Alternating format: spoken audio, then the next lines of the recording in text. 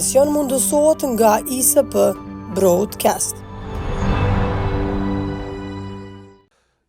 Kosova, Shqipëria dhe Kroacia nënshkruan një memorandum të përbashkët bashkëpunimi, duke hapur kështu një kapitull të ri në fushën e marrëdhënieve trilaterale të një sektori tepër të rëndësishëm, atë të mbrojtjes dhe të sigurisë, duke qelur kështu një shans për bashkëpunim. Janë dy vende anëtare të NATO-s dhe Kosova që ka ambicin dhe përpjekjen e saj që të bëhet pjesë fillimisht e programit për partneritet për paqe, e pa diskutim edhe antarësimin në NATO, por kjo ngjarje nuk kaloi pa një vëmendje të shtuar, sidomos u trazua Serbia e Vučićit, e cila në mënyrë tjetër kërkoi llogaridhënie nga dy vende anëtarë të NATO se pse bën këtë veprim, pati një përgjigje të menjëhershme nga tre ministrat e mbrojtjes, nga Ministri i Mbrojtjes i Shqipërisë, Ministri i Mbrojtjes i Kroacisë dhe Ministri i Mbrojtjes i Republikës së Kosovës, duke i quar mesazhin serbisht se këto janë vende të pavarura dhe se angazhimi i tyre i përbashkët në çfarëdo lloj marrëveshje në rastin konkret dhe trilaterale në asnjë mënyrë nuk përbën kërcënim për askë, veç se e afirmon nevojën e zgjerimit bashkëpunimit në platformën e sigurisë dhe mbrojtjes, nisur edhe nga fakti që Serbia kohëve të fundit është treguar një vend jo miqësor sa i përket cënimit të paqes dhe stabilitetit në rajon. Diskutojmë mbi këtë temë dhe të tjera çështje me njosin dhe analistin e sigurisë Hysen Gesaj. Mbrëma, faleminderit shumë. Mirë gjë. Afrim Kasolli, analist politik. Faleminderit Kasolli. Kësi, rejtë të mosh bisedoj. Si shikoni këtë memorandum bashkëpunimi trepalësh, pikërisht në këtë kohë, zoti Gecaj, midis trija shteteve, dy anëtare të NATO-s, Shqipëria dhe Kroacia, e Kosova po kështu? Faktikisht e shoh vetëm si një avancim drejt bashkëpunimit të këtyre tri shteteve mes vete në këtë periudhë, dhe po e them avancim për faktin që në një farë mënyrë ose tjetër këto dhe kanë bashkëpunuar të kaluamën, sidomos ka pas një bashkëpunim të mirë mes të Republikës së Kosovës dhe Kroacisë, pra FSK-s konkretisht dhe ushtrisë kroate, ku ushtria kroate ka ofruar një mbështetje të jashtëzakonshme në shkollimin e kuadrave të FSK-s në Akademinë Ushtarake të Kroacisë. Prej ka një numër i konsiderueshëm i pjesëtarëve të FSK-s janë trajnuar dhe janë shkolluar atje. Kështu që ky bashkëpunim është i hershëm për sa i përket Kosovës dhe Kroacisë, pa e përmend edhe kohën e luftës kur një numër i madh i shqiptarëve kanë dhënë një kontribut të jashtëzakonshëm në luftën për çlirimin e Kroacisë, dhe ky bashkëpunim ka vazhduar më atje edhe pas përfundimit të luftës së Kosovës me fillimisht vetë TMK në atë kohë, pastaj edhe FSK-n, këto bashkëpunime janë intensifikuar. Dhe kjo tani bashkëpunimi trilateral edhe me Shqipërinë në këtë rast është vetëm një përforcim i atij rrugtimit përbashkët dhe cili lloj shqetësimi të kësaj Serbie të sotme që patjetër ju përmend që Serbia është një faktor destabiliteti në rajon, po dihet që Serbia ka qenë edhe historikisht faktor destabiliteti në Ballkan përgjithësi, sepse gjitha luftrat që mbahen mend që janë zhvilluar në Ballkan, shkaktar ka qenë Kroacia, Serbia. Edhe në luftë kundër Kroacisë, edhe në të kaluamën, edhe në këtë luftën e fundit në vitet e 90-ta, por edhe kërcënimet e sotme që i orientohen apo i drejtohen fqinjve, janë të orientuar me ka Kroacia, Bosna dhe Kosova. Tri këto shtete të cilat në fqinjësi kanë Serbinë. Kështu që edhe sjellja agresive e politikanëve serb në rastin e lidhjes së kësaj marrëveshje është një tregues që ata janë të shqetësuar, sepse ata do donin që ta shohin një Ballkan të përqam, ku nuk do të ndihmonin Shqipëria Kosovën ose Kroacia Kosovën ose njëna tjetrën, varësisht tash se cila mund të jetë e kërcënuar, dhe ky unifikim është shqetësues për Serbinë si synuese ose pretendente për territoret e këtyne 3 shteteve, edhe të lirisht mund të themi 3 shteteve, edhe të Kroacisë, edhe të Kosovës, pse jo edhe të Shqipërisë, sepse ata Durrësin asnjëherë nuk e kanë hjek prej mendjes së tyre. Kështu që Shqipëria duhet ta ketë në vëmendje gjithmonë këtë plan serb dhe pikërisht kjo duhet t'i zgjoj ato ndjenjat patriotike që edhe Shqipëria, edhe Kosova të organizohen mirë, po edhe afërsia që kemi me Kroacinë të na shërbejnë këtë drejtim dhe bashkarisht të kundërvihemi këtyne aspiratave serbëmëlla. Dhe kjo marrëveshje e fundit është një rrugtim i mirë, ndonse 2 shtete janë anëtare të NATO-s dhe Kosova ende nuk është mirë, po NATO-ja ka prezencë në Kosovë që nga lufta e këtej është prezente jo vetëm në ofrimin e sigurisë për territorin e Kosovës, po edhe në mbikëqyrjen e zhvillimit të institucioneve të sigurisë në veçanti të FSK-s, përmes zyrës për mbikëqyrje dhe ndërlidhje me NATO-n e cila ekziston këtu në Kosovë, në Ministrinë të Mbrojtjes, dhe mekanizma të tjerë siç janë ambasadat, por këtu nuk duhet harru kurse si edhe shtetet veç e veç anëtare të NATO-s, cilat bashkëpunojnë në kuptimin bilateral me Kosovën dhe ofrojnë një ndihmes të jashtëzakonshme profesionale për FSK-n. Faleminderit për këtë pjesë të parë, pati një kundër reagim me njëherë ka solli nga 3 ministrat e mbrojtjes, ministri i Kroacisë Ivan Anušić tha se ka kaluar koha kur Kroacia pyet Beogradin se çfarë lejoi dhe si duhet bënte dhe kjo nuk do të ndodhë më kur reagoi mbrëm dhe Ministria e Punëve të Jashtme e Diasporës e Republikës Kosovës, e cila midis tjerash e dënon deklaratën e fundit Serbisë në lidhje me këtë memorandum të nënshkruar midis 3 vendeve. Kjo deklaratë thuhet nuk është vetëm agresive dhe kërcënuese Serbisë, por gjithashtu përbën shkelje të hapur të marrëveshjes së Brukselit, të cilat Serbia ka pretenduar se i pranon, por ka refuzuar me qëllim që t'i nënshkruaj duke dëshmuar dhe njëherë qëllimit e saj të këqija dhe mungesën e vullnetit për t'u angazhuar në një dialog të mirëfillt. Duke bërë deklarata të tilla, Serbia minon angazhimet e saj për ndërtimin e marrëdhënieve të mira fqinësore me Kosovën dhe për njojën e institucioneve të kornizës ligjore të Kosovës si të vetmet autoritetet të vlefshme brenda vendit tonë. Pastaj thua që retorika Serbisë është e mbushur me tone hegemoniste, pasi ajo përpiqet paraqitet si fuqia dominuese në Ballkanin Perëndimor, duke kërkuar shpjegime siç e kërkoi Serbia nga Kroacia dhe po ashtu edhe ministri i mbrojtjes i Shqipërisë Piro Vengo ka dhënë detaje për marrëveshjen, ka thënë midis tjerash se ky memorandum është rezultati i përpjekjeve në zonën konfliktare të Kosovës për të krijuar situata destabilizimi dhe situata që kërkojnë ranin dhe sigurinë, ka qenë taksativisht deklarata e ministrit të mbrojtjes së Shqipërisë Piro Vengo. Është një, me qenë samiti është kjo marrëveshje, pritja ka qenë i koqër Shqipëria, është organizuar në Tiranë, ta ndjekim një pjesë nga ajo që ka bërë në publik vetë ministri Vengo dhe i kthehemi përgjigjev me ju. Regjia, besoj kur të është gati.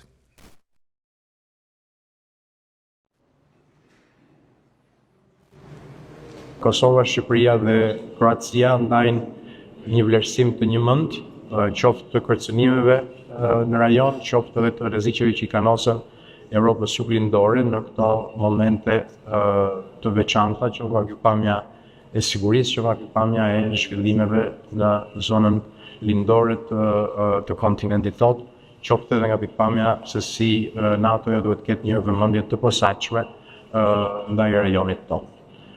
Deklarata përkthen në fakt jo vetëm një vullnet politik, por gjithashtu disa prioritete që ne ndajmë së bashku.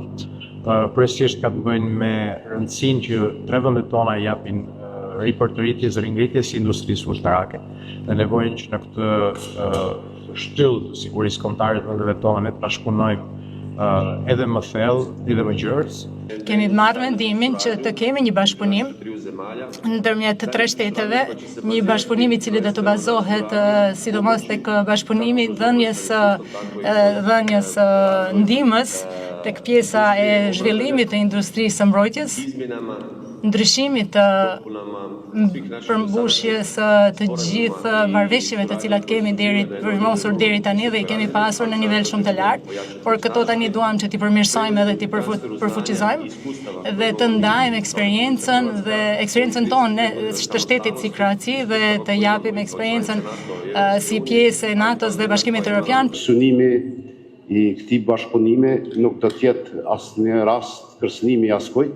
Mirë po, gjithashtu është një mesazh për gjithë ata që guxojnë të kërcënojnë sigurinë, po që të stabilitetin në Ballkanin Perëndimor, por edhe sigurinë e vendeve tona, që 3 vendet tona të cilat ndajnë vlera të përbashkëta dhe interesa të përbashkëta janë të bashkuara për të përballur me çdo kërcënim dhe rrezik që synon destabilizimin e regionit.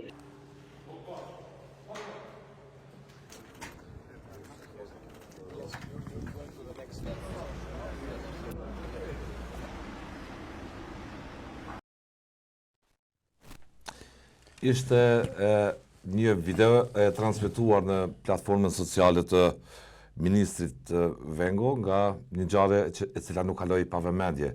Vëmendje mjaft të shtuar, rajonale dhe me xherë. E shihni këtë si një argument si një përpjekje të re për të ngritur balancin e forcave në Ballkan, me qenë Serbia mbi 2 miliardë euro investon në ushtri, të 3 vendet, nëse më da them Kosova, Shqipëria dhe Kroacia nuk arrin dot këtë shifër. Po, do të ndoja në 2 pjesë këtë pyetje Rid. E para do thotë me gjithë nuancat që i pam edhe ministrat e mbrojtjes që dhanë, nuancat e tyre, do të thonë ky bashkëpunim nuk del jashtë konceptit fundamental çfarë ka NATO si strukturë ushtarake, që është motivi i saj është gjithmonë si strukturë mbrojtëse, sepse nuk guxojnë Kroacia dhe Shqipëria duke qenë vende anëtare të NATO-s të dalin jashtë kësaj doktrine të sigurisë. Pra edhe ky lloj bashkëpunimi trilateral e para është i formsuar, i kornizuar rreth këtij koncepti. Koncepti që këto vendje kanë se si ta perfeksionojnë më shumë dhe të arrisin bashkëpunimin në sferën e mbrojtjes për të përballë me kërcënime të ndryshme që mund t'ju vinë, po kuptohet në këtë rast është fjala për Serbinë, se kjo konsiderohet njëri prej agenteve më destruktiv në rajon. Ndërkohë sa i përket reagimit të Serbisë dhe ajo që e pam, madje ai deklaroi edhe pas takimit me Rutën sot në Bruksel, që e ka shprehur shqetësimin e tij, ato e shoh që thonë një fjalë mbrojtja më e mirë është sulmi. Dhe për shkak sepse Vučić sot po përballet me 2 kriza të mëdha dhe me presion të jashtëzakonshëm, e para nga protestat në Serbi dhe gjatë gjithë kohës ai ka tentuar që këto protestat të shoh si një lloj konspiracioni kryesisht të orkestruar nga Kroacia dhe Kosova për të rrëzuar pushtetin e tij. Dhe tash këtë marrëveshje përdor, në fakt Shqipërinë ka përjashtuar në këtë drejtim, nëse përcjellim retorikën si të Ana Brnabićit, si të Vučićit, si të Vulinit, kretë elita politike në Serbi, do thotë protesta studentore ka tentuar të diskreditoj si një lloj konspiracioni kundër pushtetit në Serbi, që armiqtë e jashtëm duke i përdorur armiqtë e brendshëm tentojnë ta minojnë stabilitetin e brendshëm të Serbisë. Dhe kështu këtë marrëveshje e përdor si pretekst për të konfirmuar kauzën e drejtë që kanë ndjekur ndaj mosplotësimit të kërkesave të studentëve. Dhe tjetra do thotë për shkak të situatës në Bosnjë dhe Hercegovinë, ku gjithnjë më shumë tendencat separatiste anti-shtetit të Bosnjës që janë duke i ndjekur liderët e serbëve të Bosnjës, tash e përdor këtë marrëveshje një lloj përpjekje për ta mbuluar atë problem gjithnjë më akut, sepse është duke u përballë me presion edhe ndërkombëtar. Ne kemi pasur rastin, sekretari amerikan i shtetit i ka bërë thirrje vendeve rajonale, kur thuhet vendeve rajonale këtu nënkuptohet që është fjala për Serbinë, që të bashkërendojnë aktivitetin e tyre me Shtetet e Bashkuara të Amerikës për ta garantuar paqen, sigurinë dhe marrëveshjen e Daytonit në Bosnjë. Pra, kretë retorika e Vučićit, më shumë se sa i shqetësuar nga ky bashkëpunim, ka të bëjë se si ta mbroj vetveten në këtë situatë, se si ta menaxhoj, se si ta mbroj vetveten në këtë situatë me cilën po ndodhet. Ideja e bashkëpunimit të aleancave ballkanike, kështu është një ide, faktikisht kam pasur rastin ta përcjellje ka hershme kryeministrit të Kurti. Në vazhdimsinë si ju kujtohet, ka bërë thirrje që na nevojiten kësaj lloj aleanca ballkanike për ta përballuar aspiratin hegemonike të Serbisë në rajon. Mirë po, ai në atë kohë bënte thirrje që edhe Malizi duhet të jetë pjesë e këtij konfiguracioni, po ashtu edhe Bullgaria. Mirë po, për shkak të ndryshimeve që ka ndodhur sot, Malizi është shumë proserv. Dhe kjo është një arritje e shtetit të Serbisë në këtë drejtim pas largimit të ish elitës politike që ka qenë tepër kundër përpjekjeve hegemonike të Serbisë dhe të lasheve që janë krijuar në Maqedoni, do thotë edhe Bullgaria është një situatë tjetër, për shkak se Maqedonia prej afërsisë më të madhe që ka pas me Shqipërinë dhe me Bullgarinë, Maqedoni ka lëvizur nga një bashkëpunim më i madh pro-serb. Kështu që edhe Serbia i ka korrur disa fitore gjeopolitike në rajon me Serbinë dhe Maqedoninë në kohën e fundit, gjë që ka mbetur e paplotësuar mbas janë vende anëtare të NATO-s. Po janë vende anëtare të NATO-s, mirë po kanë krijuar goxha një akses të madh, i kanë krijuar një akses goxha të madh politik Serbisë këto dy vende. Pyetja ishte a është kjo marrëveshje përgjigje përfundimtare për të bënë balans të forcave në rajon? Balans afatgjat. Unë shoh edhe në kuptimin politik, po edhe të sigurisë së mbrojtjes, një vazhdimsi të përpjekje për të gjetë një mënyrë për të bënë një balans, siç po e quheni ju, kundrej një Serbie e cila është agresive dhe cila investon shumë në armatim. Dhe ky historik nuk është i viteve të fundit, i kohëve të fundit, e tham edhe më herët që kjo ka filluar shumë më herët me përpjekjet e vetë popujve, edhe pa politikanët e tyre. Po tani që Kosova ka institucione, ka mundësitë më të mira për të komunikuar me këto shtete në kuptimin zyrtar, atëherë kjo e përforcon atë synimin për bashkëpunim dhe ky balans faktikisht është një përforcim, por i cili është mbrana ombrellës së NATO-s, me vetë faktin që NATO-ja është përgjegjëse për sigurinë A i dha dritën njëshile vetë NATO, pavarësisht drejtës diskrete që kanë shtetet për ta firmuar bashkëpunimin bilateral ose trilateral. Po shqyqoni, ne nuk kemi parë një konstruksion, s'ka referenca. S'ka referenca, por... Po jam i bindur që Kroacia dhe Shqipëria nuk guxojnë të dalin jashtë konceptit doktrinar të NATO-s. Sigurisht që nuk ka pas reagime zyrtare, mirë po vetë koncepti i mbrojtjes së përbashkët i NATO-s e lën edhe këtë mundësi dhe këtë hapësinë për të bashkëpunuar shtetet në aspektin bilateral një ana me tjetrën, sidomos në fushën e industrisë, sidomos në kapaciteteve të industrisë së mbrojtjes. Po edhe forcimit profesional të kapaciteteve ushtarake. Pse e lejon NATO-ja këtë? E lejon për vetë faktin që kjo nuk e dëmton as pak konceptin e mbrojtjes që e ka NATO-ja në përgjithësi, po e forcon edhe më tepër, sepse kur e din që NATO-ja ka një strukturë në 2-3 shtete, në këtë rast Ballkanit, që po përgatiten mirë, po synojnë me zhvillu një industri ushtarake, po bashkëpunojnë në planin profesional, në ngritjen e kuadrave të përbashkëta, atëherë është forcim edhe për NATO-n. Prandaj NATO-ja nuk ka nevojë as të deklarohet në këtë drejtim shumë. A u bë kjo mbase me një konstruksion edhe të mirë menduar. Po këtë po e tham. Kjo nuk ka nevojë se na kemi qef ka njëherë me po direkt të ju thonë me njëherë aty për aty. Po flas për një koncept afatgjat të sigurisë. Edhe të sigurisë. Edhe në këtë koncept NATO-ja e ka edhe interesojnë edhe këtë mënyrë të veprimit. Ja u mundson shteteve në kuptimin bilateral që të bashkëpunojnë edhe të forcohen ushtarakisht, se çdo forcim i shteteve në këtë mënyrë është forcim i NATO-s.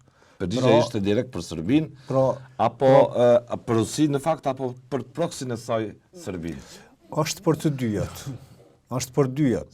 Po flasim për një vend që lulëzojnë dhe strukturat nuk mund të përjashtohen ruse, ku ka një njëna prej përpjekje tjetrës. sistematike perëndimi për ta hequr Serbinë nga orbita e ndikimit rus. Tjeni të sigurt që po të mos ishte Serbia në ndikimin e orbitës ruse, Serbia që moti do të ishte para nesh në kuadër të NATO-s.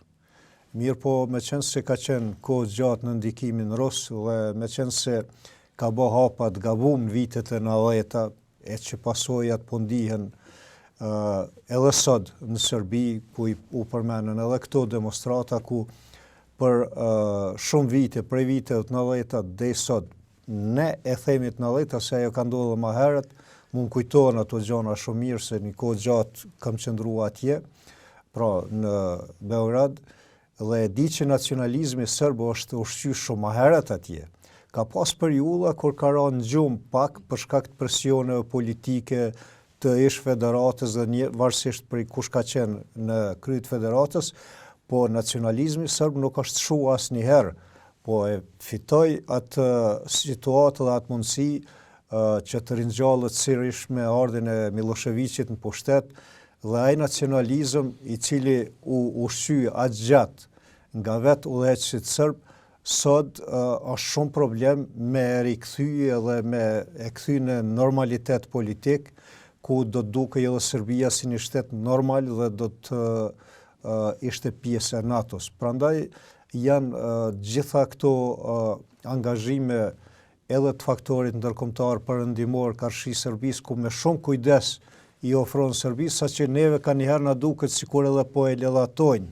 Po faktikisht ata nuk është se duan të ledhatojnë, por e dinë që mënyra më e mirë për të ndikuar tek populli serb është kjo thymje graduale, hap pas hapi, sepse goditjet e shpejta mund të krijojnë pasoja më të mëdha dhe më të dëmshme për vetë Ballkanin, por hapat si ky në këtë rast, bashkëpunimit të Kroacisë me Shqipërinë dhe me Kosovën, është një prej mënyrave për ta zbut edhe qetësu Serbinë.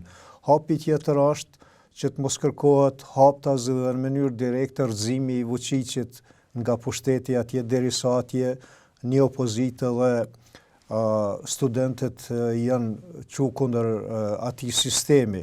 Pra i lanë disa faktorë të kryjnë vetë punën e tyne dhe kjo mos të shkaktoj probleme në sferën e sigurisë. Kurse për sferën politike sigurisht kolegu e din edhe më mirë këtë punë, po bashkarisht po i analizojnë. Jo, në mendoj që vetë mënyra e reagimit të presidentit serb e justifikon këtë bashkëpunim trilateral dhe madje edhe për të zgjeruar edhe me vendet e tjera. Koncepti i tij, reagimi i tij është identik me atë të presidentit të Rusisë Vladimir Putin. Këtë telashe që i bën sot presidenti Putin është pretendimi i tij për të mos i leju vendet fshinje që i ka për t'u bashkangjit aleancës veriatlantike të NATO-s, që të njëjtën kohë kur fa rreziku nuk paraqesin për sigurinë e Serbisë. Është imagjinata, domethënë nacionaliste, hegemonike e tyne që e përjeton dhe e percepton si kërcënim këtë bashkëpunim demokratik të sigurisë. Jo që ajo është kërcënim real. Unë edhe në studio bashkarisht që kemi diskutuar, kur Rusia nuk ka qenë më e sigurt se prej vitit 1990 e këndej. Për aq kohë nuk ka ekzistuar ky koncept kolektiv demokratik i sigurisë. Rusia është përballë disa herë me invazione prej vendeve perëndimore. U shkatërrua thujse gati totalisht në luftën e parë botërore, në luftën e dytë botërore.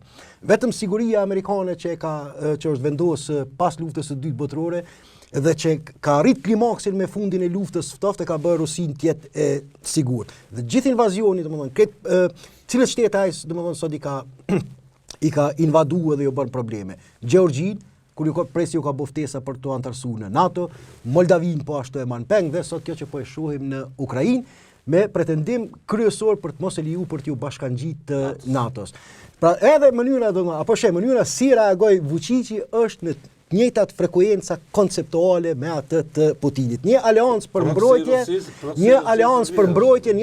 mbrojtje, jo agresive, jo hegemonike, e interpreton si kërcënim për interesat nacionale dhe të sigurisë Serbisë. Serbia është anëtare e partneritetit për paqen në NATO. Kështu që kjo është arsyeja thash mënyra ky reagim i tij, kjo përpjekje për ta demonizuar këtë bashkëpunim që nuk ka kurfar kërcënimi për interesat e drejtë për drejtat e tij, është argumenti më i mirë pse duhet të thellohen e të intensifikohen bashkëpunimet e këtilla në sferën e sigurisë. Çështjen e fundit për këtë temë, për të kaluar në temën tjetër, pyetja kjo.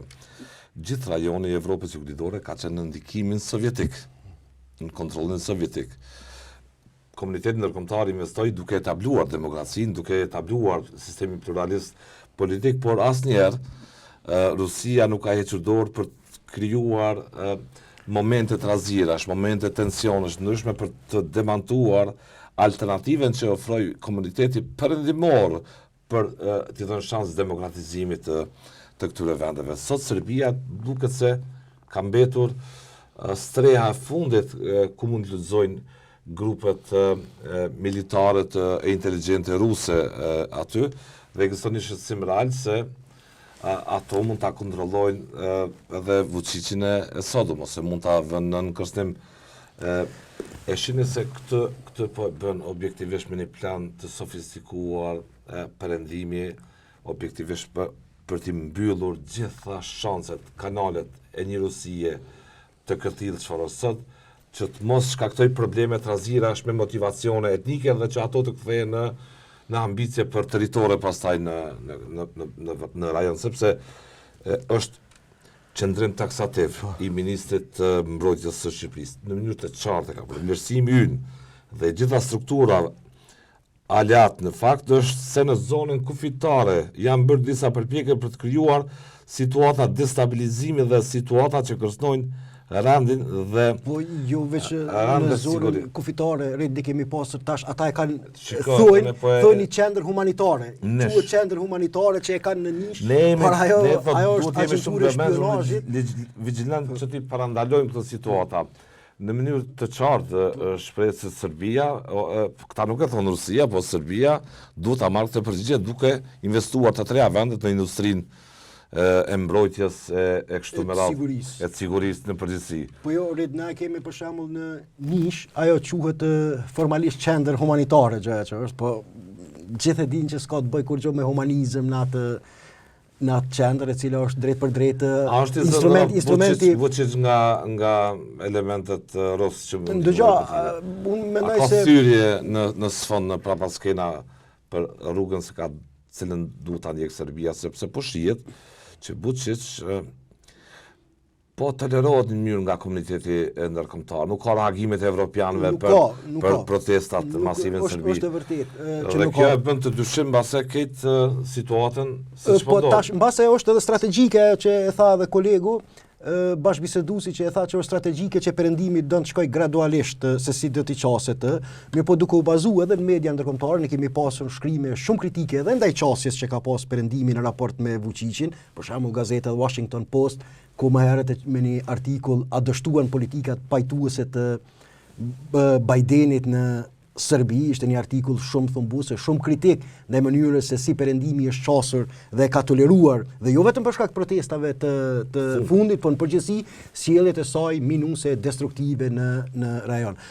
Tash thuhet aty në artikull sepse ata i kanë besuar mesazheve private, sepse privatisht Vučići ju zotohet para diplomatëve perëndimor që ky është i vendosur që kombin e tij të pabindur e irracional gradualisht ta integrojnë në sistemin e vlerave në sistemin e vlerave perëndimore, por që se mbajnë fjalën. Por në sistemin e vlerave perëndimore, por që këtë nuk mund ta bëj me automatizëm dhe do t'i duhet kohë derisa ta arrijë këtë objektiv, mbasi duhet ta ndjek balancën në njërin anë ta ruaj gjoja bashkëpunimin formal me Rusin, por edhe në anën tjetër të lëviz ka perëndimi. Në planin ekonomik nuk është që s'ka lëvizur nga perëndimi, ne kemi diskutuar shpesh disa, domethënë ka kriju qasje kompanive perëndimore që të kenë investime në Serbi, por edhe atyre kineze, jo vetëm perëndimore, ka bërë marrëveshje për tregti të lirë edhe me Kinën, po ashtu blerja e aeroplaneve luftarak francez në atë ku prej medjave perëndimore ishte vlerësuar edhe si një hap që po e bën Serbia drejt lëvizjes ka perëndimi, se tash tutja do të furnizohet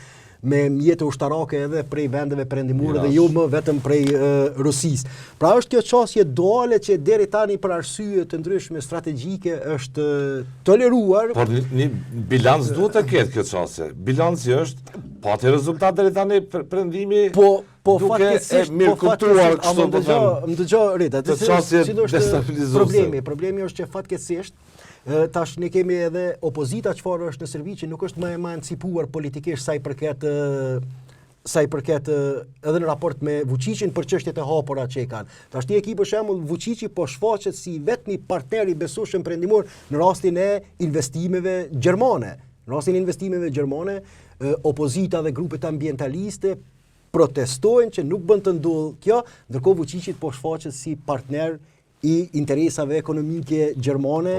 Kështu që janë disa arsye të ndërlidhura që Por e kanë kriju këtë tolerancë. I qartë Serbisë. E kanë kriju këtë tolerancë në shikim të parë, mirë po mos ta harrojmë Serbia asnjëherë formalisht nuk ka hekur dorë nga agenda e integrimit evropian. Domthonë orientimi i saj strategjik, dokumentet e saj është që aspiratë e saj politike është integrimi në strukturat. E ka shpallur proksit e saj. E ka shpallur në rajon, sidomos në Kosovë. Planin ushtarak e ruan karakterin neutral, thotë se Serbia do të jetë neutrale, nuk do të jetë pjesë e asnjë aleance, mirë po në planin politik formalisht e ka agjendën e integrimit evropian. Sa i kontribon me veprimet e saj kësaj agjende, edhe në procesin e dialogut me Kosovën, është funksion kësaj agjende, ne e dim. Qëllimi themelor i dialogut, normalizimi themelor, qëllimi themelor i normalizimit të marrëdhënieve ndërmjet Kosovës dhe Serbisë mbetet lehtësimi i agjendës integruese të dy vendeve. Por në anën tjetër, si sillet Vučići tash kur jep deklarata tjera për me ushqyer retorike nacionaliste? Ne kemi bashkë biseduar edhe këtë. Merr pjesë në një proces të funksion të agjendës integruese, kurse thot ne duhet të sillemi sikur Azerbajxhani me durim të presim rrethonat gjeopolitike që do të na mundsojnë realizimin e interesave tona nacionale. Kështu që është një veprim mbi këto dy karta duale. Nga 2011 ka filluar dialogu kur në vitin 2010 në shtator Kombet e Bashkuara i kërkuan përmes një rezolute Kosovës dhe Serbisë të hapi një kapitull dialogu fillimisht teknike, pastaj dhe politik, atë e ndërmjetësoi Bashkimi Evropian. Rezultati deri tani është gati pikëllues nga një përpjekje sistematike e Serbisë që të bëjë obstruksion mbi çdo marrëveshje, duke mos zbatuar thuajse asnjë marrëveshje. Por që kohëve të fundit, edhe Kosova u vu në thom të kritika po shqisin i Telezes që s'po i zbaton detyrimet. Para se dalë të kjo, do doja një përgjigje të ngjashme çfarë i kërkova Kasollit në lidhje me përgjigjen që po jep mbase perëndimi kësaj Rusie të mbetur në Ballkan, që mos mund të minoj paqen dhe stabilitetin. Sepse arkitektura sigurisë është gjithadesht i NATO-s. Po sigurisht. Rajoni është në kapelen e NATO-s me një farë. Mendoj që kur shohim edhe në hartën gjeografike Ballkanin përgjithësi, e shohim qartë që është pjesë e Evropës. Domethënë, është pjesë integrale në kuptimin gjeografik, po kjo më njëherë imponon edhe në kuptimin ekonomik, pastaj edhe sidomos në këtë agjendën e sigurisë, sepse shtetet e fuqishme si që janë Gjermania, Franca, Italia, Britania e madhe, edhe pse s'është pjesë e Bashkimit Evropian, po është pjesë dhe kontributor i madh i NATO-s. Në kuptimin e sigurisë e shohin që Ballkanin mund ta menaxhojnë në kuptimin e sigurisë. Kjo ka njëherë jep edhe një komoditet politikanëve, cilët janë vendimarrës për çështjet politike në Ballkan dhe prandaj zvarritën gjonat deri në këtë shkallë ku na jemi të pakënaqur me këto lëvizje, por tash kur shikohet në aspektin strategjik, afatgjatë, ata nuk dalin prej kornizave të veta dhe e din ku dojnë me drejtu Ballkanin. Mirë po kjo mundësi, ky komoditet në kuptimin e mbrojtjes edhe të sigurisë, ju lën hapësinë që këto gjëra të zhvillohen më gradualisht, edhe të ju ndërlidh me atë pjesën që e thash më herët që në Serbi për kohë gjatë është ngrit ai nacionalizmi serb dhe është mendu që çdo gjë që do të ndodhë në këtë pjesë të Ballkanit do të ndodhë me lejen e Rusisë. Po nuk është llogarit kur njëherë që gjanat nuk do të shkojnë. Ashtu dhe se një ditë Serbia duhet të jetë pjesë e Evropës, edhe pjesë e NATO-s.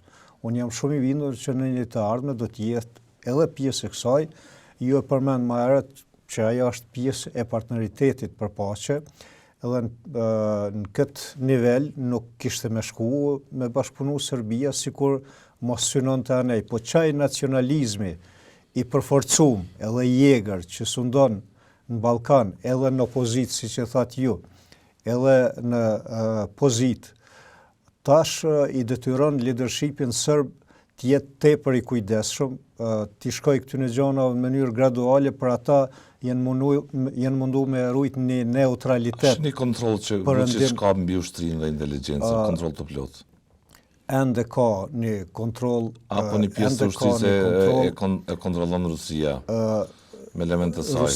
Rusia shumë më tepër e ka kontrollu para disa vite përmes qendrës humanitare që e ka nish, dhe ajo qendër gradualisht, sidomos me intensifikimin e luftës në Ukrainë, ka fillu me radhë, me u zbut. Prandaj edhe Vučić tash e ka problemin më të madhin me nacionalizmin e vet. Qysh me e zbut atë nacionalizëm edhe me u kthy gradualisht ka perëndimi. U përmenden aeroplanet që janë ble prej Francës dhe shumë sisteme tjera të armatimit, dhe ato nuk bëhen kot, nuk bëhen thjesht veç për x arsye, po i marrim edhe po i blejmë se janë ma lirë ose se janë ma të mirë. Është mesazh edhe politik. Është edhe mesazh politik, por këtu ka edhe një mesazh praktik. E dim prej përvojës edhe në forcën e sigurisë. Çdo pajisje kur e blen ti prej një shteti të fuqishëm, aty janë edhe rregullat në bazë cilat lejohet përdorimi i tyne.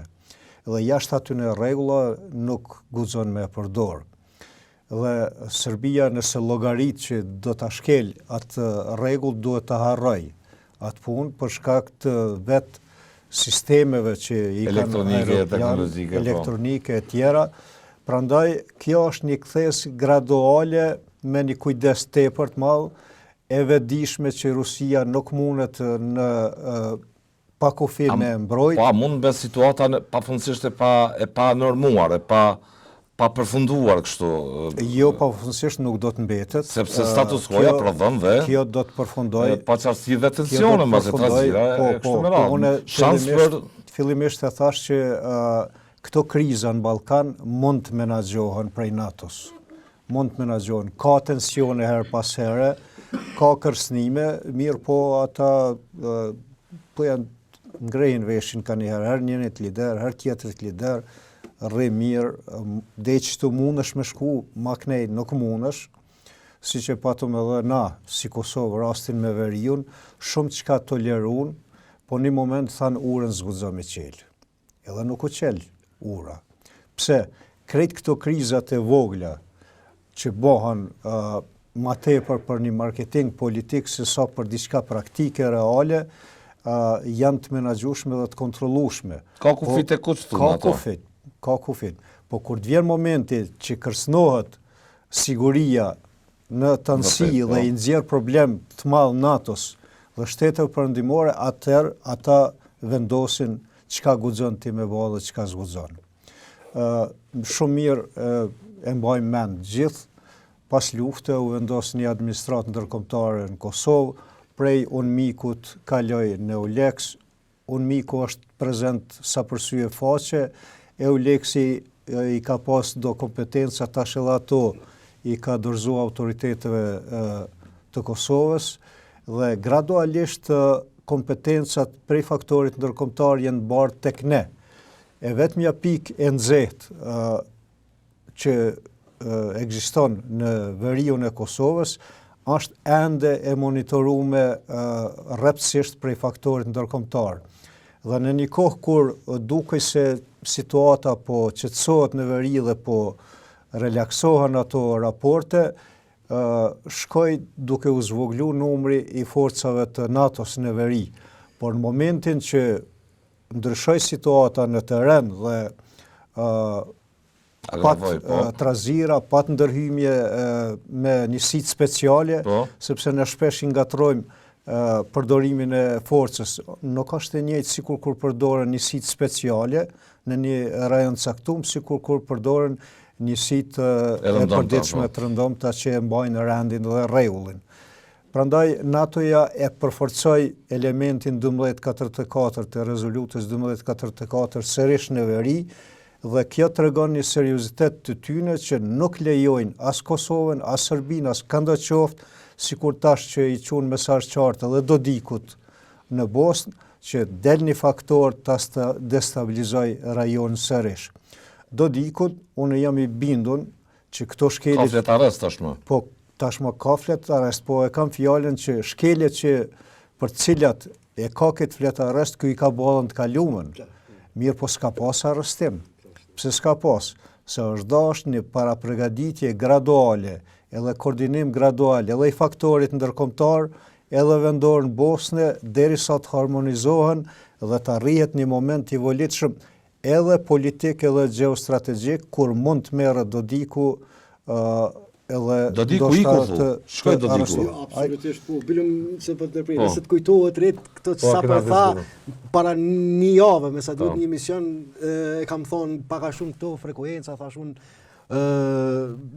sikur të mos ishte pjek situata, sikur të mos ishte interesuar bashkësia ndërkombëtare do ta tolerante. Ai ka marrë edhe referendum antikushtetues, ka bë shkelje të vazhdueshme, presë është në pushtet ai me këtë retorikë edhe me çësia antikushtetuese të Bosnjës ka. Por fakti pse në këtë moment po tentohet të eliminohet prej skenës ka të bëjë pikërisht me çet vlerësim të përgjithshëm që i ka ardhur koha dhe ai si element destabilizues të largohet nga skena. Don Dodikun një analist bilëm nga Bosnia, nuk di si e patë emrin në Al Jazeera. Iku thu Dodiku. Ai tha o në Rusi, o në Hungari, o në Serbi do ta ketë vendin nëse don të ikë arrestimit. Leksionet që nuk mund të përballash me alianca të mëdha ushtarake politike. Shumë i vendosur. Ose kur ti cenon projektet e tyre të stabilitetit afazhat. Shumë, po është absurde, do të thotë, është absurde po, kërkesa e tij kretë vendimet federale. Për kurtin, sigurisht. Për kurtin vjen kjo. Është absurde me anulu kretë vendimet federale në një se s'ka kuptim ai shtet më. Nëse nuk blen vendimet federale, çfarë kuptimi ka ai shtet, domethënë është në sens logjik me pretendu që brenda një ndërkombëtar aty japonët. Edhe shumë përfaqësuesi ndërkombëtar këtë rast, Christian Schmidt, si e patë emrin Schmidt, është shumë i prerë dhe është shumë i vendosur me çu në fund deri këtë projekt. Burg për Dodikun. O burg o arratisje. Do të ka dy rrugë, o si Gruevski i Maqedonisë. Dhe Gruevski ka bë sabotazh me pengu antarësimin e Maqedonisë në NATO e tjerë, po kur sot sillet rrugëve të Budapestit të sillet. Ose me një qytet tjetër, do thotë. Ose arratisjen të miqtë të tij, ose arratisje të miqtë të tij, ose në burg, nuk ka mesazhi për Kurtin dhe këtë tjetër politikanët. Po na tash po përsëriten tema të re. Sa po e tha për një situatë agravuar sigurisë në veri. Sa e tha dhe bashkëbiseduesi se po përsëriten tema, do thotë fakti që bashkësia ndërkombëtare u tregua e prerë në rastin e urës, sepse sipas kalkulimeve të tyre ajo ka mund të ketë pasojë të pamenaxhueshme në aspektin e sigurisë. Takimet private ja bibindën që kryeministrit Kurti, shefi i CIA-s ka zbarkuar me atë mision, ja ka bërë qartë që mos shkel në rast të kalb sepse pasojat do të jenë shumë fatale për ty.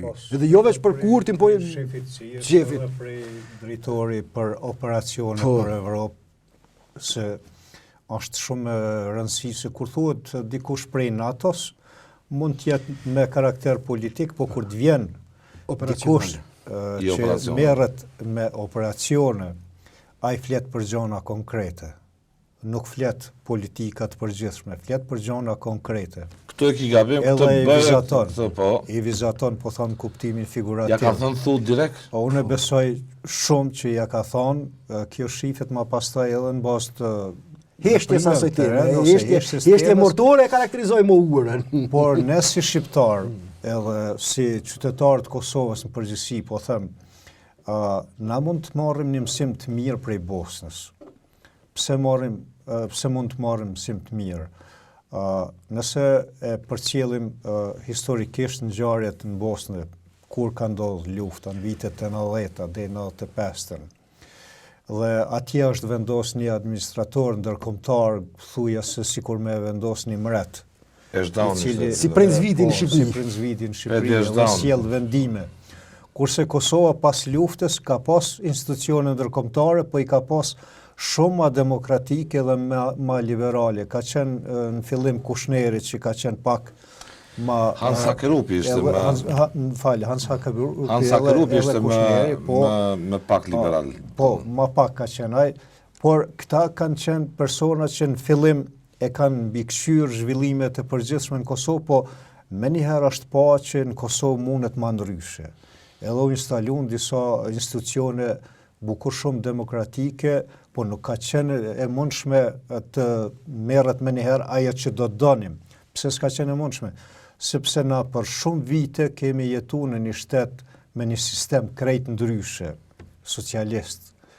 Mas ati sistemi kemi jetu në një situatë okupimi, që mos s'ka pas të baj as me socializëm, as kapitalizëm, po okupim klasik nga ona Serbisë. Mas këti okupimi klasik e patëm një luftë jashtëzakonisht të ashpër, ku populata e Kosovës pothuajse u kanë zhdukje sipër, mos ndërhynte faktorin ndërkombëtar. Dhe krejt kjo periudhë i largon edhe mundësitë edhe ndjesitë e qytetarit Kosovës për me jetu në një ambient demokratik. Prandaj ai duhet gradualisht të përshtatet me situatat e reja, rrethonat e reja, të ngritin institucionet gradualisht dhe të ecet përpara. Dhe unë thëmë se Kosova ka pas ecë dhe ka ecë shumë shpejt në raport me Bosnjën dhe Hercegovinën. Po tash, këto 4 vite? Këto 4 vite kemi pas probleme. Progres apo stagnim? Jo, kemi pas stagnim, bile unë thëmë regres. Pse thëmë regres? Në politik nuk ka stagnim. Ka ose ecje përpara, ose regres. Pse ka regres? Sepse aty ku ti e ndalu tjertë kanë ecë përpara. Prandaj është regres.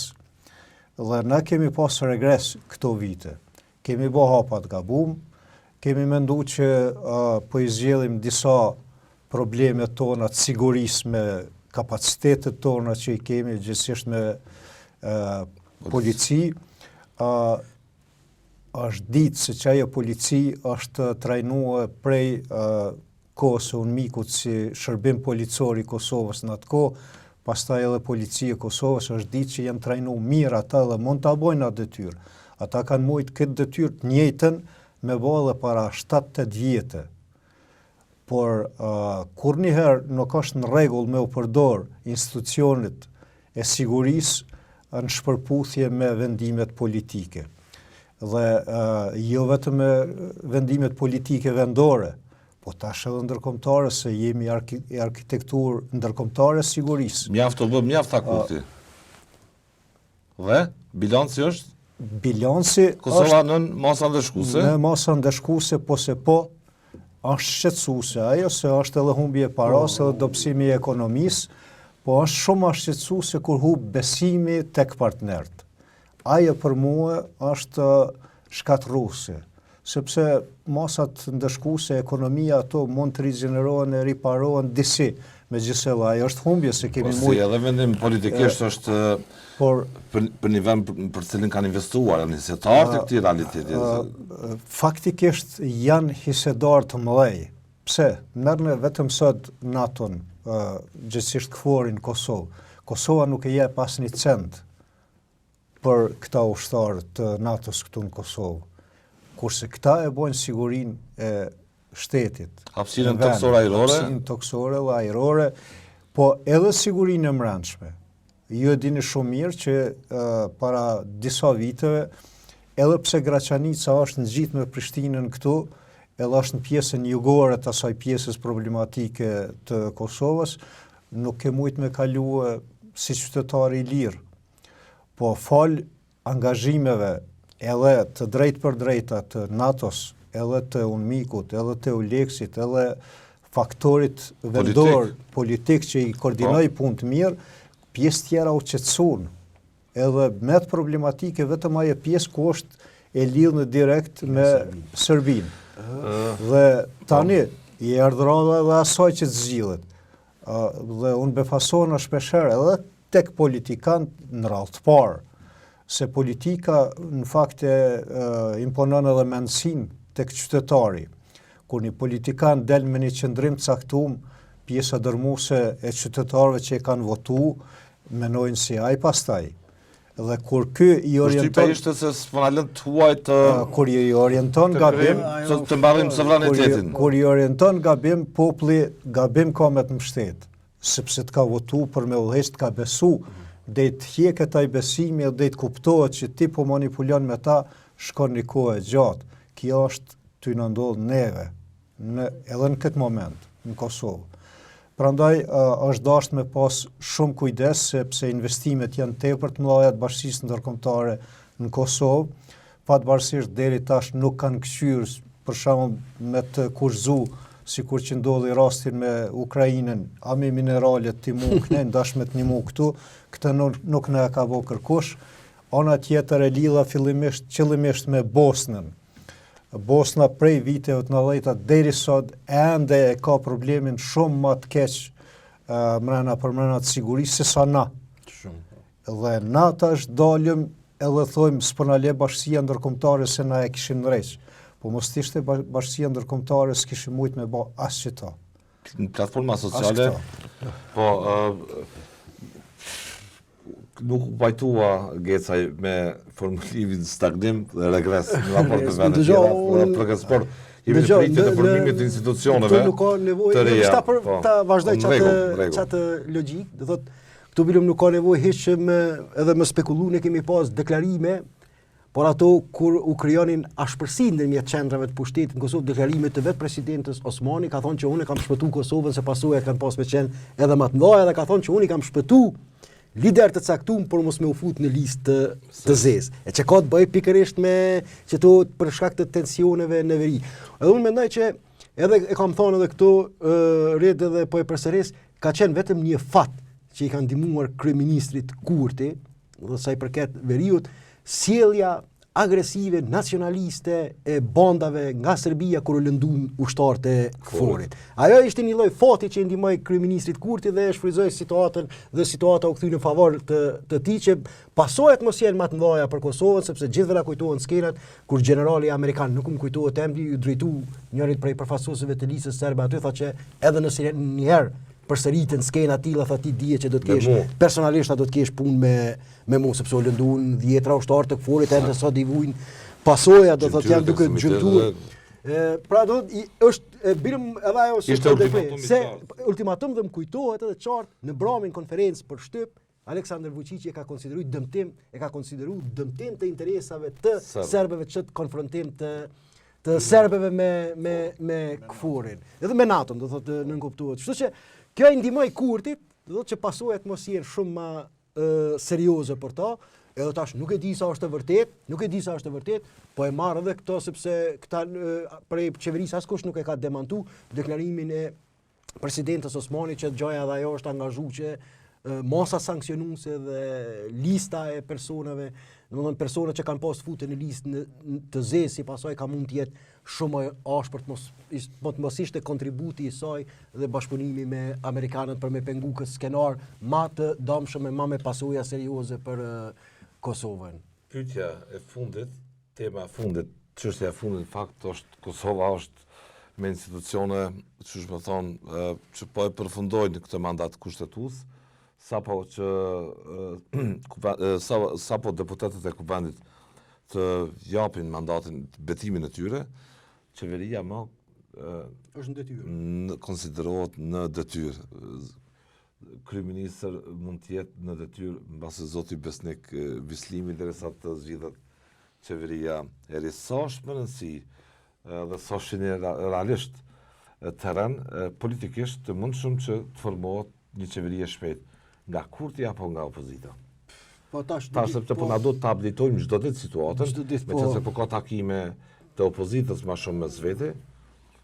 Po tash duke i pa veprimet e fundit, do të më ndoket që sidomos partia në pushtet është duke tentu ta shfryzoj çdo mundësi për ta vonu asa është e mundur procesin e certifikimit të rezultatit të zgjedhjeve, fillimisht në Sapsot, i dërgohen të njëjtat mekanizma i dërgohen në gjykatë supreme, tash edhe ajo i ka afatet e veta deri kur të jep gjykata supreme.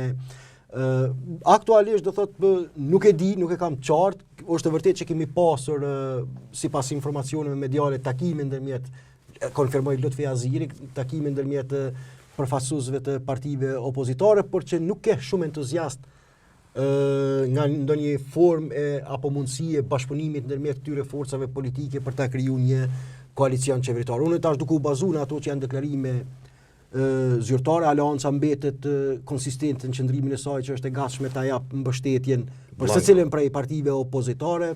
Lidhja Demokratike e Kosovës ka vendosur kushte që e pamundsojnë formimin e bllokut opozitar për shkak sepse kushtet e saj që qeveria duhet, se çdo qeveri që do të krijohet duhet të ketë duhet të adresoj çështjen e presidentit, që këtyre partnerëve ju mungojnë pa votat e vetëvendosjes, është e pamundur të ketë garancione të këtilla dhe një qeveri që mund zgjas 4 vjet, do thotë ketë stabilitet qeveritar, do këto kushte politike e pamundsojnë krijimin e një. Ndërkohë Bedri Hamza, kandidati i PDK-s për kryeminist, insiston për dëshirën në fakt që të krijohet blok opozitar. Ndërkohë Bedri Hamza insiston që megjithatë pavarësisht këtyre të lasheve që mund na lindin me çështjen e presidentit, mbasi ja vlen që ne ta formojmë një koalicion të përbashkët opozitar në mënyrë që sipas kalkulimeve të tyre, nëse ne arrim të realizojmë disa premtime para qytetarëve të Kosovës, atëherë mund të binden qytetarët e Kosovës që ja vlen kurdo që mohen zgjedhjet të votohen përsëri partitë opozitare. Po janë premtime për rritje të pagave që nuk dyshoj. Parkojmë në vëmendjen e madhe të administratës Trump. Në këtë drejtim nuk kanë agjend qartë as partitë opozitare. Nuk përshëndet që mund të marrë me qeveria. Në bazë të rrethanave aktuale mund të duket pamundur, jam pesimist, kam politik gjithçka ndodh, apo të mund brenda natës ndrojnë raporte. Aktualisht nuk po shohim një trajektore. Aktualisht si qëndrojnë politike që deklarimet e tyre publike, si qëndrojnë pozicionet e tyre publike e pamundsojnë, do thotë, krijimin e shpejtë të qeverisë. Kemi folur edhe për vetvendosjen, janë arsye politike, se jo arsye procedurale, vetëvendosja po të mos ishin këto arsye politike që nesër vetëm mund ta kumtonte formimin e koalicionit qeveritar me 10 votat e minoritetit, 10 votat e minoritetit jo serb dhe 9 të listës serbe dhe 1 të Rashicit. Ajo që nesër mund të ishte e gatshme të, po janë arsye politike që ajo i ka vendosur si kritere, që ja pamundsojnë. I kanë ngëlltitur shpesh më të Kazolli. Atë mund ndodh që politikë. Por sa i përket shqetësimit kryesor, se po ndërprej sa i përket shqetësimit kryesor që e kemi, asaj se si ne do ta gjejmë këtu është halli për vendin, jo për akomodimin e individëve. Aktualisht kjo nuk shihet në horizont dhe asnjëra palë nuk e kanë të qartë, e patëm deklarimin e zotit Rute, i cili ishte Mark Rute, sekretarit NATO-s, i cili ishte para një javë më shumë që ishte në Kosovë, dhe pesha politike e zotit Rute është krejt tjetër në raport me peshën politike të dërgumit special të Bashkimit Evropian për dialogun, i cili tha se duhet të priten e do të ketë kompromise të tjera e të dhimbshme çka po diu në funksion të normalizimit të marrëdhënieve nga të dy vendet, ai tha, nuk e tha vetëm nga njëra, sepse edhe i njëjti pas takimit në Prishtinë dhe në Sarajevo zbarkojnë në shtëpinë e bardhë. Gjë që sot nuk e kanë këtë luks përfaqësues politik të Bashkimit Evropian, sepse kemi diskutuar jo vetëm i dërgumi për dialogun pas Kaja Kallas, me gjithë insistimin e saj. Me gjithë insistimin e saj, mbas ajo për shkak një gabimi që e bëri, unë jam i bindur, sepse për shkak tensionit kur ndodhi në shtëpinë e bardhë ajo deklaroi ndërmjet Zelenskit edhe presidentit Trump, ajo papritmas deklaroi botës si nevojitet një lider i ri demokratik dhe në CNN Mark Rutte në intervistë në CNN pas atij takimin CNN e denoncoi pikërisht këtë lloj deklarate, dhe është e pamundur që tash në këtë fazë ajo të ketë çësje në State Departament në nivelet e larta të politikës amerikane pas atij gabimi, shto edhe faktin dje kur në të njëjtën kohë unë nuk e di se si do të përfundoj procesi i përpjekjeve amerikano-ruse për armë pushim në Ukrainë. Por në të njëjtën kohë kur presidenti Trump dhe Putin janë në negociata të drejtë për drejta, po ashtu zonja Kallas del ju thotë ne do ta mbështesim Ukrainën dhe në një farë mënyrë nuk do t'i Po, ndëgja tash jam vish duke analizu këtë skenar që janë skena, po kupton se Salam posh duhet ndërmjetësu me gjithë forcën këtë proces për gjë që nuk e di si do të përfundoj. Përveç një send duhet m'ja përkujtu vendeve evropiane, jo çdo herë kur Rusia dhe SBA marrë vesh për Evropën, ka qenë gabim për Evropën. Nuk po paragjikoj që kjo. E kemi rastin për shembull e fundit të luftës ftoftë. Është nonsens logjik, është e paspjegueshme. Gorbaçovi, sa ai ka qenë më evropian se sa ai lish liderët evropian që janë konë. Gorbaçovi pajtohet me George Bushin e vjetër për bashkimin e Gjermanisë, Britania dhe Franca e kundërshtojnë atë skenar, kështu që jo çdo herë në histori ky bashkëpunim ruso-amerikan u koni dëmshëm për Evropën, por edhe herave tjera mirë. Sape shet që janë konshient për vendin, qoftë blok opozitar ndarazi apo lëvizja vetë vendose që të formojnë shpejt institucionet, t'i marrin më seriozisht mesazhet e miqve se duhet një dialog më i shpejt, më dinamik që të përfundoj më shpejt, që të jenë vizionare të guximshëm mbase në trajektorën e inxhinieruar të asaj paqe me kompromise e të tjera. Edhe gjithë kjo që na kthej neve ka një vëmendje e rëndësishme që sot Kosova ka mik të madh. Shqipëran. Është bukur vështirë të harmonizohen egot e politikanëve me nevojat reale të vendit. Shteti do duhet trajtoj si interes më madhor se interesi i enklavave të individëve. Shumë shembuj deri tash na kanë treguar dhe na kanë mësuar që liderët nuk janë në atë nivel që ku do të duhet të ishin. Në praktik na kanë tregu. Prandaj edhe këto zhvillime me këtë situatë të këtyre zgjedhjeve me themelimin e institucioneve qeverisë. Populli nuk votoi që një parti ta qeverisë vendin. Është sakt, por tani kur po jipen votat dhe po vjen koha që liderët të vendosin për ato se çka ka dashur populli, aty po çalojnë gjanat. Nuk po merret kush shumë me vullnetin e popullit dhe me dëshirën e popullit dhe interesin e vendit. Se, shiqo, t'jemi të sinqert, ka njëherë edhe në për studio nuk e kanë guximin njerëzit ta thonë një të vërtet të madhe që ndonjëherë edhe populli gabon në periudha të caktuara. Edhe në histori kjo është e njohur. Ka gabuar në Gjermani që ka zgjedhur Hitlerin. Sigurisht. Pra, nuk deshta me marrë këta shumë i fare, që ka zgjedhur shumë diktator. Po, jenë bërë shumë herë gabime, po bëhen edhe tani, dhe këto zakonisht ndodhin tek ai popull i cili ka kalu fazat vështira sikur ne që kemi kalu dhe ku pikrisht ajo komponenta kryesore që e marr një popull, arsimimi, ka qenë i atakumi i pari. Cila brenga juaj sot? Brenga ime sot është shumë tepër rreth vetdijes së politikanëve tonë. Pse po them këtë? Varësisht prej tyne, Kosova do të ecë përpara ose nuk do të ecë. Krejt varet prej tyne. Ju quajtet regres, ka pasur 4 vite Kosova. Po, e quajta regres. Sa është më rëndësi që të formon shpejt institucionet dhe të ketë progres? Unë jam pesimist në këtë pikë. Kemi humbur shumë kohë dhe po humbim ende kohë. Dhe për mendim temin e keqe është që ai balansi i zgjedhjeve është gjys për opozitën edhe pozitën, dhe kjo jo jep mundësinë që këta të bëjnë një garë mes veti dhe ta prolongojnë, siç e tha edhe bashkëbiseduesi im, këtë çështje deri në pakufit, deri të vjen një moment i përshtatshëm ndonjërit prej liderëve. Po e shifni edhe opozitën e cila në vend që tjetë shumë unike, për shtetin, cilat mund t'jenë? Konsekwencat janë për shtetin, jo për individet mund të lëvizin, t'ikin, të rinë, të shkojnë në tjera. Për shtetin mund t'jenë shumë të mëdha, sepse në kuptimin, në aspektin ekonomik, kjo po ndikon jashtëzakonisht shumë, nuk ka investitor serioz i cili guxon me ardhmë me investuar në një vend ku politikisht nuk është stabil, në radhë të parë, sepse prej destabilitetit politik vjen edhe destabiliteti i sigurisë për ta. Nuk e kam fjalën vetëm siguria në kuptimin fizik se mund ta sulmoj dikush, por edhe pasiguria dhe humbja e besimit tek institucionet me të cilat lidh kontratë, sepse ai investon para aty. Dhe kur nuk e shef një strukturë shtetënore serioze, ai friksohet me ardhmë investu. Dhe si rrjedhoi e kësaj, e kemi pastaj edhe zbrazjen e Kosovës prej të rive. Ata dojnë punë, dojnë shkollim. Ky në fakt është kërcënim edhe kombëtar. Në pikpamje të një shqetësimi për... Por, ky shqetësim mund të jetë më i madh ose më i vogël. Na duhet t'i minimizojmë, se s'po thojmë që muj me nal krejt, sepse është shumë herët dhe është e pamundshme s'ki një bazament në cilin mundesh me qëndru mirë për me nal.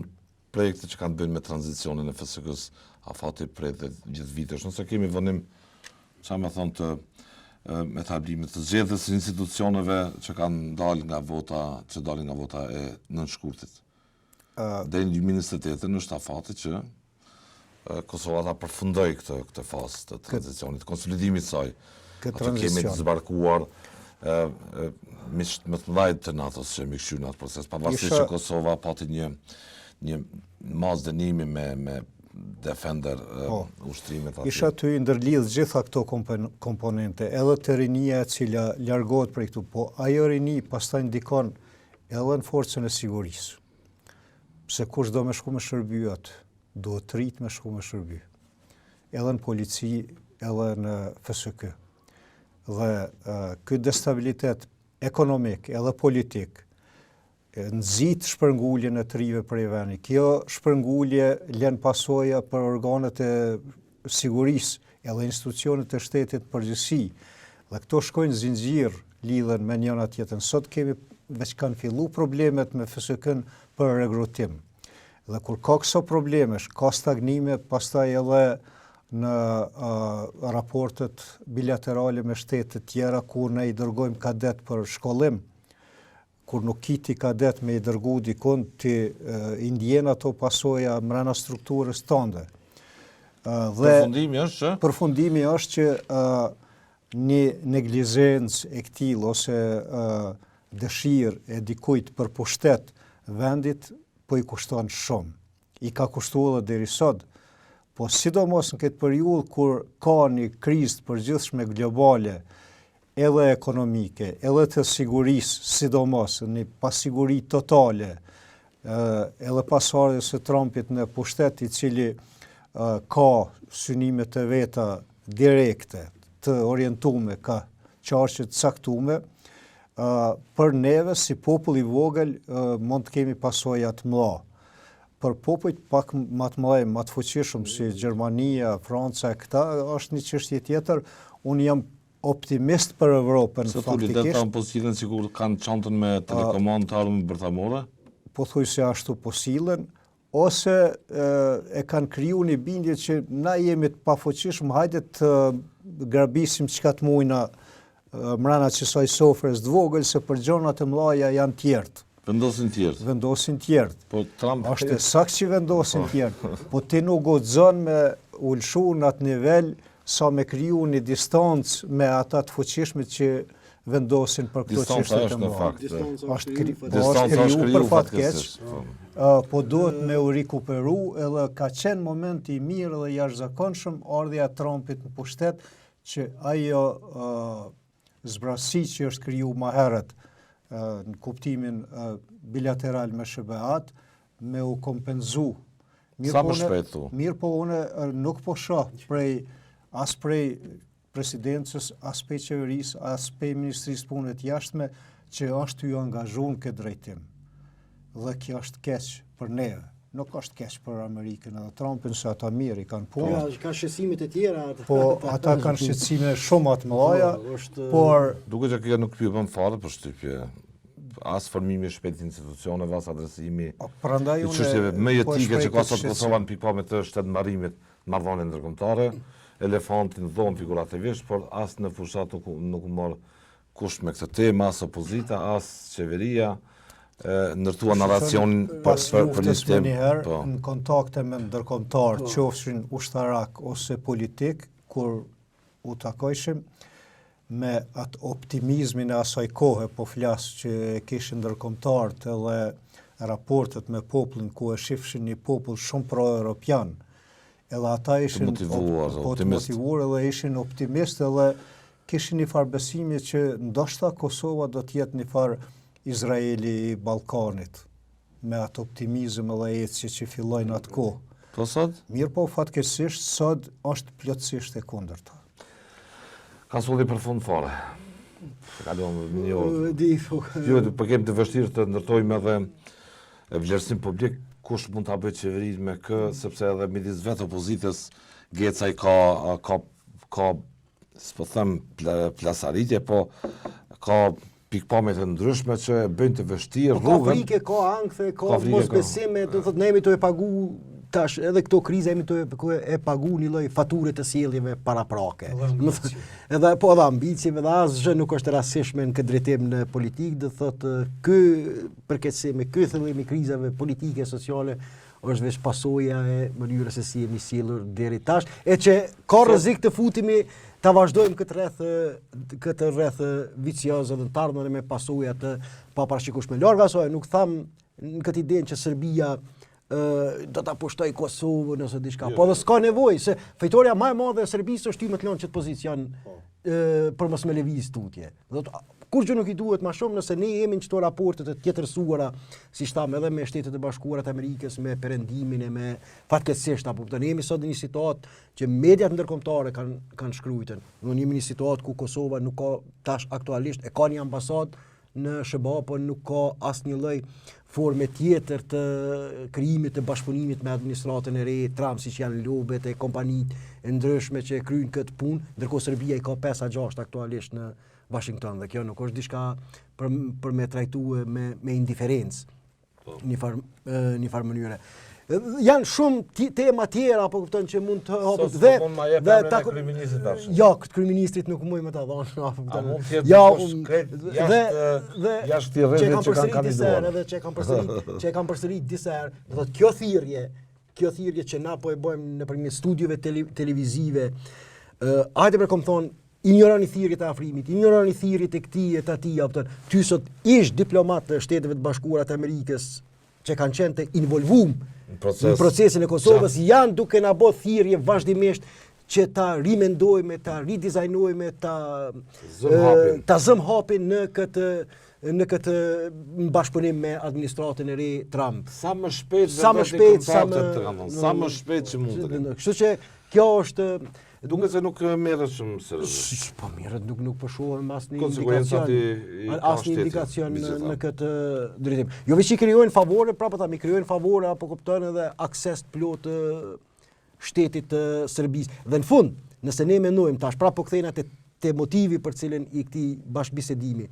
Nëse na mendojmë për shembull që mund t'i kompensojmë vakumin me këto aleancat me Kroaci, me Shqipëri, eventualisht mund ta kompensojmë vakumin kur jemi jashtë radarëve amerikan, kjo është iluzion. Ta kemi qartë këtë drejtim. Sepse edhe këto aleanca rajonale kanë kuptim vetëm nëse kanë miratimin dhe janë të legalizuar në farë mënyra, të legalizuar, të legjitimuara dhe kanë mbështetjen e Washingtonit. Domethënë është iluzion që këtë një ekskomunikim eventual që mund thellohet me Washingtonin, mund ta kompensojmë me këto forma të bashkëpunimit, sepse në fundit edhe Kroacia dhe Shqipëria tërhiqen prej këtyre kur ja ngrehen veshin Washingtonit. Me një telefonat. Gecaj për kohë që gjetet jesh me mua në këtë debat. Ka solli, faleminderit shumë të nderuar shikues. Rishihemi nesër në të njëjtën kohë. Faleminderit.